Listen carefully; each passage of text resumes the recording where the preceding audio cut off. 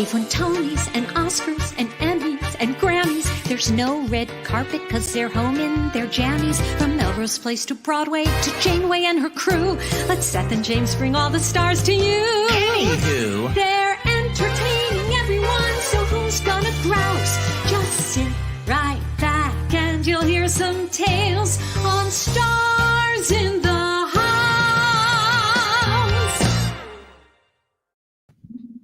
Hello, everyone. Welcome to Stars in the House. I'm James Wesley, and this is my husband, Seth Rudetsky. And that was Liz Calloway. Yes. Seth was just, we're here for the Actors Fund. We're going to get to that in a minute, but Seth was just saying Melrose Place in the lyric from Melrose Place. It's like literally from a year ago. So it's long almost ago. like we need to have, it's like a new season, like how they have new theme songs or Right, theme like- songs. Like Linda Lavin with Yes. Alice was always a little bit different each season. Yes, Queen. So I wonder if we can talk Liz. We got to update it. Liz to update some of the lyrics. Some of Not that that sassafras. there's anything against Melrose Place or anything No, else, but it could be like from Cagney and Lacey to producers or whatever. Exactly. Doesn't I my don't know scansion if is we'll not put good. assassins in the Yeah, it's kind of dark. song. That's a dark way. From Squeaky from to Which, yeah, by forget the it. way, that's one of the, because Classic Stage Company was Judy Kuhn and Will Swenson. A lot of our friends were about to, had they started rehearsals? I think they had actually begun. They just devastatingly. started, Yeah. and they didn't do it. And so from the beginning, because we knew Judy was, we were talking to Judy a lot about it. And we were like, oh, what about Assassins? But with the presidential election, and then You mean doing Assassins before? doing it before, it was just like it's not the right time. No, the timing was bad. And then it was sort of like, okay, then get through the election, and then it was like all Get that through the stuff. insurrection. through insurrection, All get right, to it's the all inauguration. It was like the timing. It just took a year, but we're here. We're here and better than ever. Yes. So we are raising money for the Actors Fund. Let me give you the background on that, and then we have a special treat for tonight. Yes, we So do. the Actors Fund is a misnomer, as we always say. And if you got a good SAT score, as I kind of did, I was mid-range. You know what a misnomer is. It is labeled incorrectly. It's not just for actors. It is for anybody in the arts, no matter what you do. So you could be on stage, you could be backstage, you could be front of the house, you could be back of the house. Literally whatever you do in the arts, and also TV and film. And if you're anywhere in the country, not just New York, not just California, whatever you're doing. And I just keep telling the story, but my friend is a big publicist, had cancer, and she was like, oh, I can't go to the Actors Fund. I'm not an actor. I mean, this was, by the way, is recently. Yeah. People really don't know that. So if anybody you know that's having problems, they can go to the Actors Fund that's in the arts. You go to actorsfund.org for some help. They will dole out. They can help you with rent or with medical bills or with health insurance. And they're in their second round of giving out grants to people who are in need of help. I was just talking to a friend a couple of days ago, and the Actors Fund was there to help her, guide her through getting health insurance, because so many people Right. She was have like, lost health insurance. they were like, fill this out online. And she was like, I'm 60. Can someone please talk me through this on the phone? Because it's true. It's like, it's hard to do computer stuff.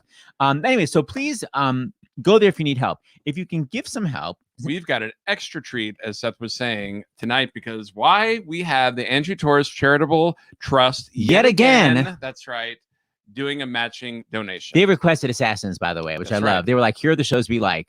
And Assassins was one. And I was like, I know Deb Monk. And it all flowed. So anywho, they are matching donations tonight. So if you donate, if you go to starsinthehouse.com, make a donation.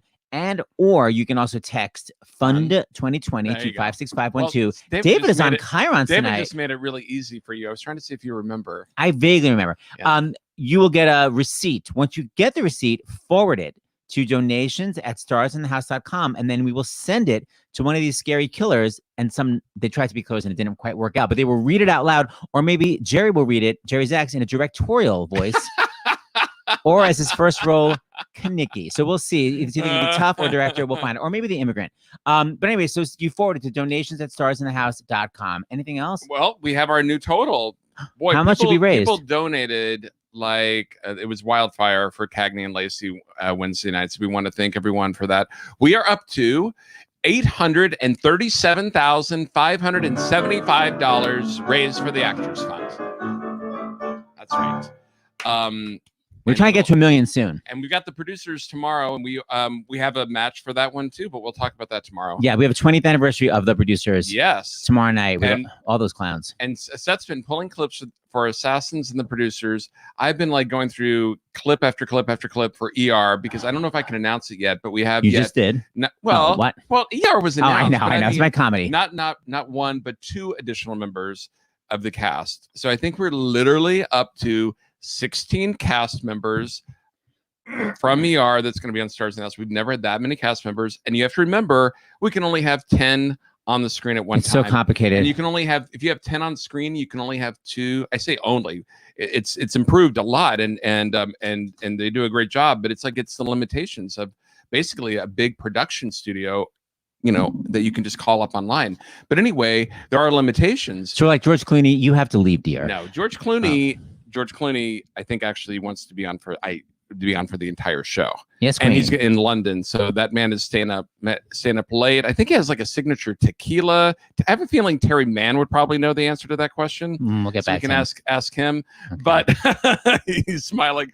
But anyway, yeah, George is going to be with us, and all the other stars. So that's what we've been doing, and I'm sure. And that's going to be for Waterkeeper Alliance. Right. Normally we do it for the Actors Fund, but once in a while we do it for another nonprofit, and that's going to be for Waterkeeper. Yeah. All right. So tonight is up. Do we want to do one of these quotes? Because the Actors Fund, yes, is amazing with giving grants, but they also do a lot of other things. And this one, Seth, actually, speaking of the person I know who with the health insurance, this is a story also. This is the thank you letter, lines. right? This is a thank you letter to the Actors Fund. This is a story of a woman needing help finding health insurance. There we go. In mid 2020, a young woman's union benefits, there you go, were expiring due to the pandemic and work shutdown. For 6 months, she had been in excruciating physical pain and had experienced firsthand the prejudice that many Black women face when seeking medical care. Her pain was dismissed as being psychosomatic. So annoying. When an MRI showed that she had a rare medical condition, her care required several specialists and a list of over 20 medications.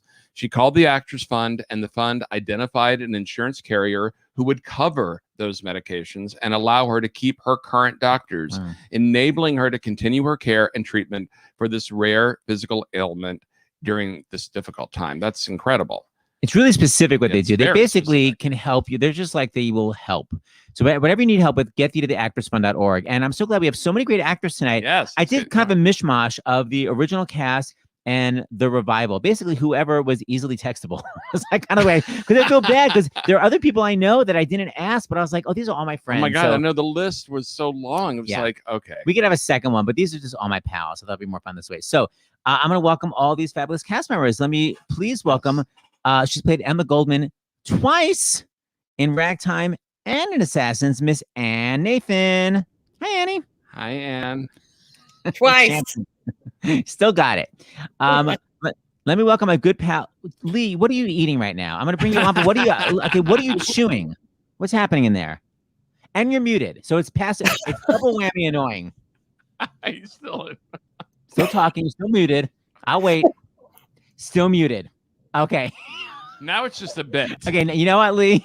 Your comedy's got to stop. Unmute yourself, mother F. While you're figuring that the hell out, let me welcome Squeaky from the original production, Ms. Annie Golden. Hi, Annie. Love you, Lee. You look adorable. Lee is still muted and still eating. I don't know what to do. From the 2000, you can keep eating. I don't care. And still keep lip syncing. From the 2001 production, he's Mr. Sondheim and has so many Tony Awards to prove it. Mr. Michael Cerveris. This has gotten off to a great start. Well, Lee's just mucking it up. So Lee was here during our Seymour reunion and was here to surprise Christian Chenoweth.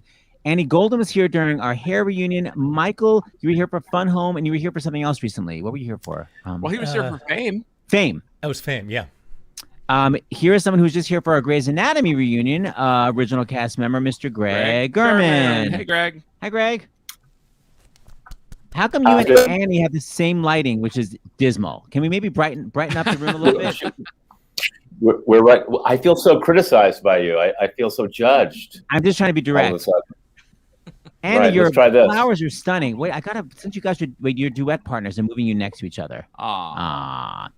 Unworthy. Yeah. Okay. How about the man that maybe knows about George Clooney's tequila? Please welcome our good pal, Mr. Terry Mann. Hi, Terry. How's it going? Hi, Terry. Hi. The lady who I have to say, she kind of wins for lighting tonight. The amazing Ms. Deborah Monk. Oh, hi. Hi, Deborah. Looking stunning. Yep. And the man who directs it all, please welcome from the original run of Grease, and he's done some other stuff since, Mr. Jerry Zaks. Hi. Yay! Hi. You guys are spectacular. I'm telling you. You are. You just are. Jerry's so Hi, sweet. everybody. Some very nice emails. Jerry, you directed a lot of these clowns. Why don't we? I love asking. Kind of the first question we'd love to ask is, how come you decided to cast some of these people? Was Sondheim like, I must have, or were you like, I'm choosing? Like, how did you pick them? No. They're good. They're so good. That's why. No. And Steve and John were just wonderful collaborators. They're very special actors. They have to be to do this show. And Michael, we haven't worked together, but I adore your work, and same with you. And it's wonderful to see you. But no, they're special actors. They're playing these extraordinary characters who, have the stakes are life and death, and they have this desperate need for significance, and you need a special actor, and they can be funny. So there were no battles over who was going to be cast. Do you remember anyone's particular audition? No. Excellent. Does anybody here remember their particular audition? Anybody have an audition? So Annie Golden, you're nodding with your beautiful flowers. Oh no, I was nodding that Jerry was very diplomatic to say no. I don't remember not one. Anybody care? Deborah Monk, what happened to your audition? Do you recall? I don't remember my audition. I think I was so terrified that I don't remember. I remember my first day because I was a little late coming back from doing a film. And Jerry, I don't know if I ever told you this, but somebody on the set of the movie said, Jerry always fires somebody. Oh, definitely. Every show. And I was coming back late, and I just knew you were going to fire me, but you didn't. So thank you. I think Jerry fired me from Assassins, as I recall. Did I do the show? I don't remember. I think Jerry fired me. I don't know. No. I have a question for all of you. At the beginning of the show, I was saying we had wanted to do Assassins reunion early on when we were doing the show last March or April. It just didn't feel like the right time because of the material. Did any of you have any second thoughts or have to kind of think it over before saying yes, or after you said yes, you were like, I'm going to uncomfortable or anything? I did. I told the story. You guys have heard this story before. We haven't. I was like, oh well, I'm Jeannie in hair. I don't know if I want to be like the flip side of the coin. The demented, groupie, misguided zealot, drug-addled manager goes, okay, if you don't want to work with Stephen Sondheim and Jerry Zaks and John Weidman, that's fine. I'm like, okay, all right, I'll go in. That's all it took. Anyone have any family or friends being like, how dare you do this show? We just had audiences leaving. Yeah. Oh, really? Yeah, just the public. We just had the public leaving. It was such a kick in the head because we had worked so hard and so intensely, and we were so dedicated to the material. And we thought we were doing something important and special, and I still think we were, And so to have people get up and walk out during it, I think we opened just after the Gulf War, and suddenly we had become very unpatriotic by doing the show. And I'm not sure when is a right time to do the show, Right. Someone is going to always have an excuse to think we're being subversive or something. But it was a shock. I tried to look down as much as possible when people were walking out. It's something about that I remember being proud of, that people, I don't know, Michael, if you had this experience in your production, but that when we did it, people either loved it passionately or hated it passionately. And I felt like that's kind of what theater at its best can and should do. And I didn't like it that people got up and left, but really, but it no one was ambivalent about it. And that's not a negative thing. I mean, people really had strong feelings. Was something going on? What was going on in the world when you did your production, Michael? Well, we were initially it was supposed to have happened right right as 9/11 happened, and I wasn't a part of it at that time. It was actually, I don't know who was supposed to play Booth at that time, but whatever happened when it was rescheduled, they weren't available. Lucky for me, so I got to be a part of it.